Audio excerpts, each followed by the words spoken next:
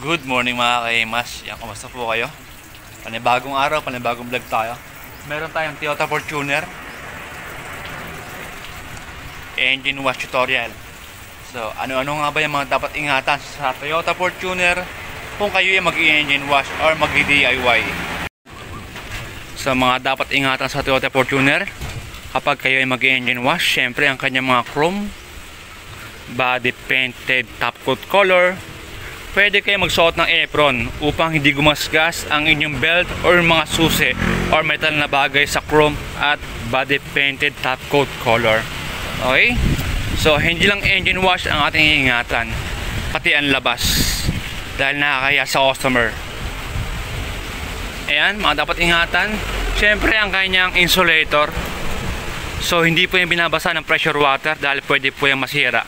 Then mamaya po papakita ko yung tutorial kung paano maglinis ng insulator na hindi gagamit ng pressure water. Ayan. Sana walang copyright, may sound sa kabila, no? At ayan, yung cover tanggalin nyo na rin.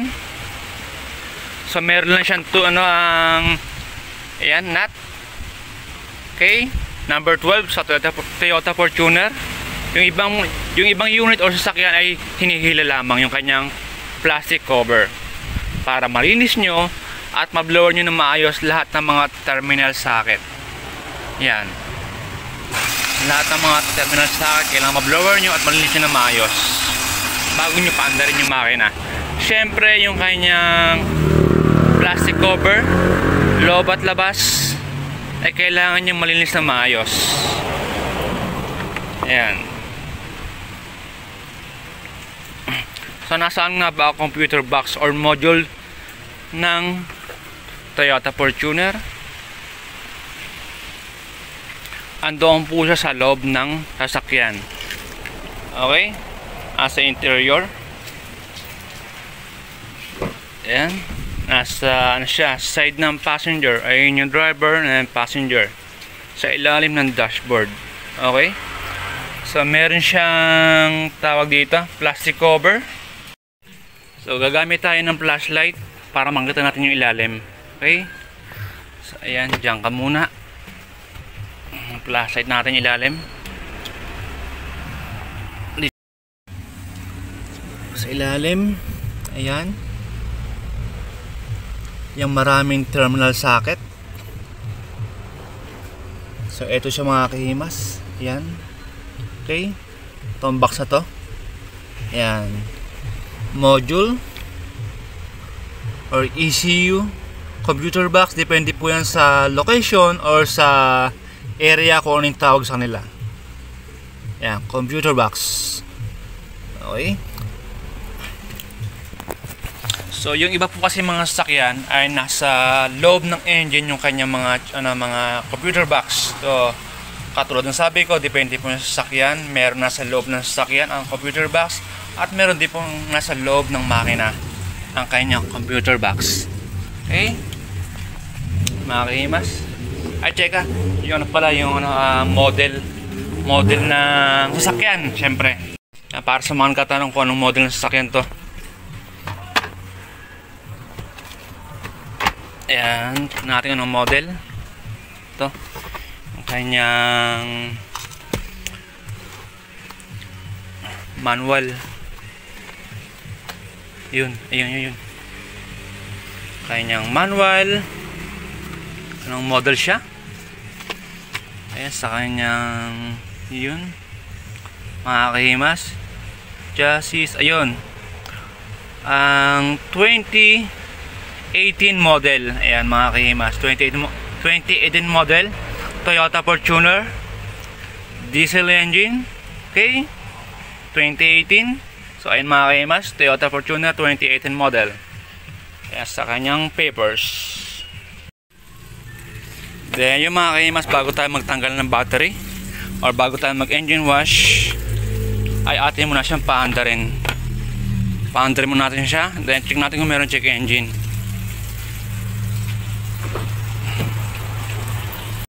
Ayan, kung meron check engine. Automatic transmission. Ayan, so push start. Ayan, check natin. Paanda rin natin mga kahimas. So ayan mga kahimas, wala siyang sign ng check engine. Okay, wala siyang sign ng check engine. So patayin na natin. Ayan mga kahimas, pinapakita ko yung para sa mga baguhan na gusto matutong mag engine wash. Okay, na gusto matutong mag engine wash, and kung ano yung mga dapat ingatan, kung saan magsisimula, para naman po hindi po nakakaya sa mga customer, lalo po sa mga car wash owner, sa mga car wash boy. Syempre pag nagkamali yung baguhang car wash boy, ang sasalupunan car wash owner, diba? Yan, para din sa mga baguhang car wash owner, no? Yan, salamat din po sa mga nag-share ng video ko. Yan, shoutout po sa inyo, maraming salamat po, at sa mga baguhang kong subscriber dyan. At madami na po ang ating mga subscriber dahil sa inyong pag-share. So thank you po ng marami. So yung pinapakita ko po yun para po maging aware po sa ang lahat na gusto mag DIY. Sa mga gusto po mag DIY, no, sa mga car owner, ay pinakamainam po ay meron po kayong ang blower. Okay, malaking bagay po yung blower para po matuyo yung mga terminal socket bago nyo paanda rin, para po hindi magkaroon ng aberya ang inyong sinagawang DIY or engine wash. Ayan mga kahimas. Ayan, sa mga baguhan, pwede nyo share yung video ko para makatulong sa iba pang tao at sa iba natin mga kahimas na hindi na naghahanap ng mga tutorial, di ba? Oo. So ayan mga kahimas, tayo mag-aalasan ng battery.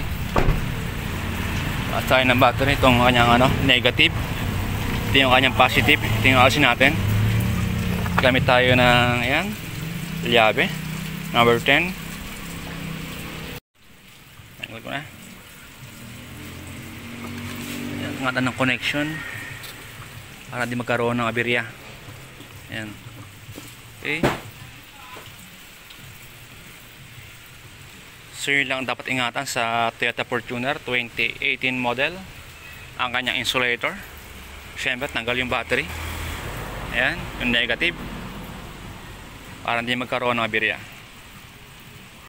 So yung mga kailangan natin, pressure water, blower. Kung wala kayong blower, pwede naman air compressor. Car shampoo, Joy, pwede naman yan. Kung wala kayong pump tack machine, detailing brush or paint brush sa mga hindi abot ng ating mga daliri, mga area. Okay, wash mitt, microfiber towel, foam, pansabon sa mga area, sa lahat ng abot. Kahit alin dyan pwede. Meron yan sa palengke or sa mga handyman, Ace Hardware, meron po yan. And gagamit tayo ng degreaser.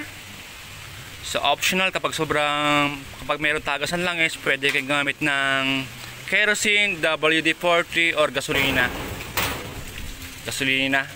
And sa mga chrome, gagamit tayo ng chemical, chrome ang aluminum cleaner. Sa mga acid rain, gagamit tayo ng chemical din syempre. Ayan, pangtanggal ng mga water spot. Ayan, water spot. Okay, our engine wash tutorial.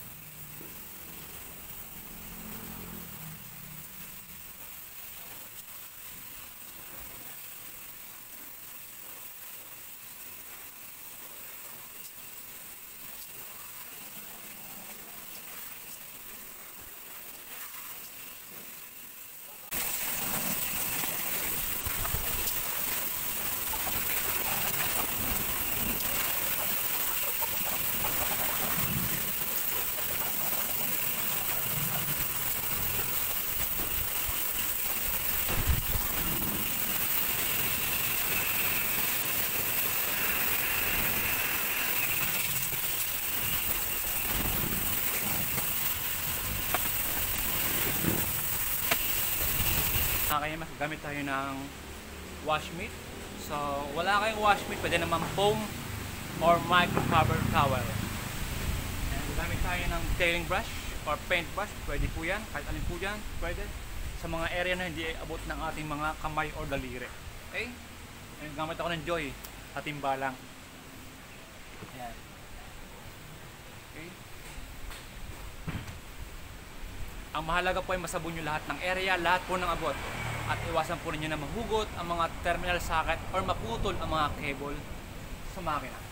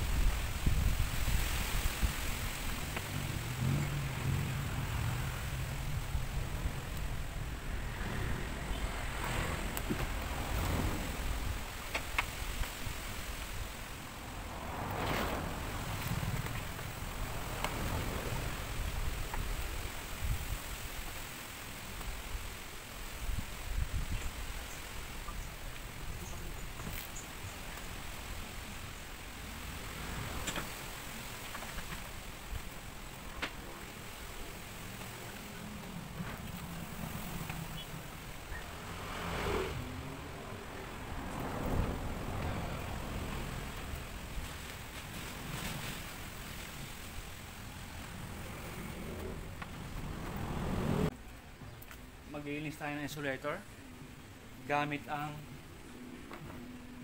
microfiber towel. Okay, yan, pigaan nyo lang na maigi, may sabon, pigaan nyo lang na maigi at inyong ihagod sa buong insulator.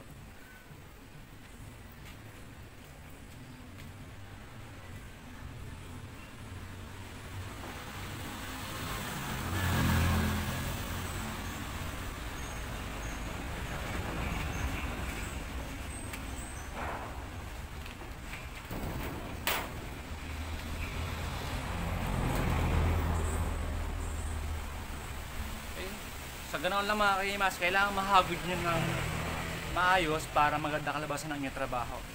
So kapag mayroon pang dumi, and apply nyo ulit ng microfiber towel. Okay. Yeah. Patigaan nyo lang sa may sabon.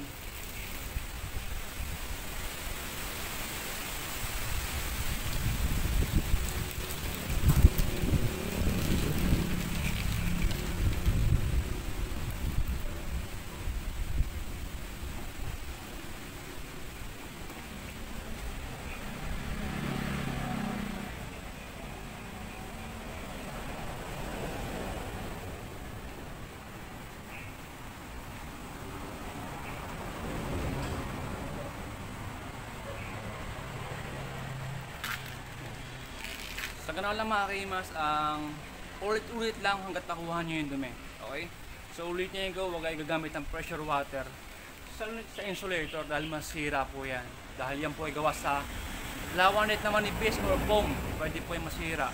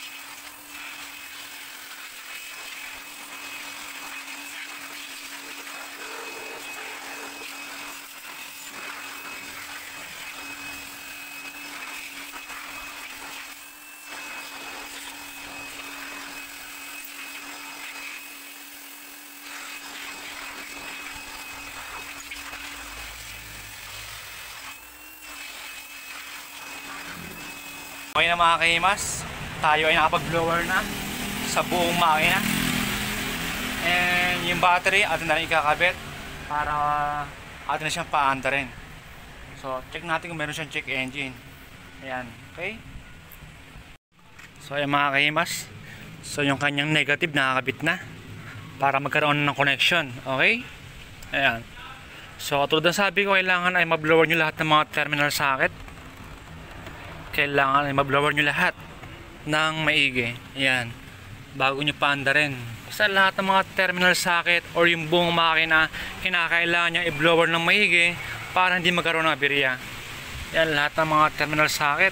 Okay, mga kahimas. Sa paanda rin natin. Check natin kung meron check engine.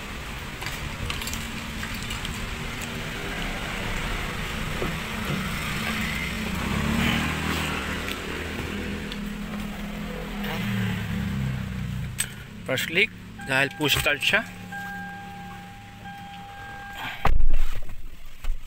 Yan. Okay. Yan, naka-parking ang kanyang automatic transmission.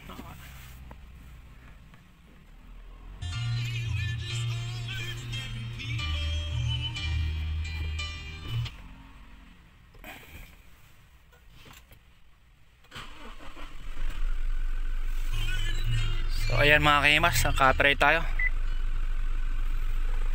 So wala po siyang check engine mga kahimas. Yung sign dito kanina na kulay orange, yan, wala siyang check engine. So success po ang ating sinagawang engine wash tutorial nitong Toyota Fortuner 2018 Magaling model. Lalo ka nilang makukursunadad.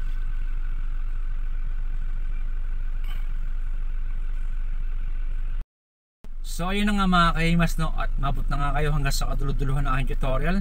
Maraming salamat po syempre sa lahat ng aking mga kaibigan ng mga mekaniko.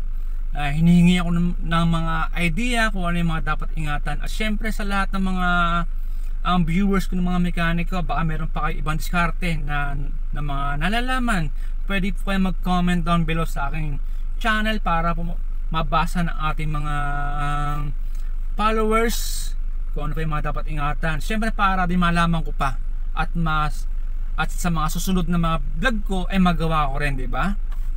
Yan, hindi mo tayo professional pero may kakayahan tayo mag-share sa ating kapwa. Siyempre mga kahimas, no, sa mga baguhan ng mga gusto mag-DIY or car wash boy na hindi alam paano mag-engine wash, car owner na gusto mag-DIY o maglinis ng makina, maghugas ng makina, yung mga kahimas, no, share lang to sa akin ng mekaniko.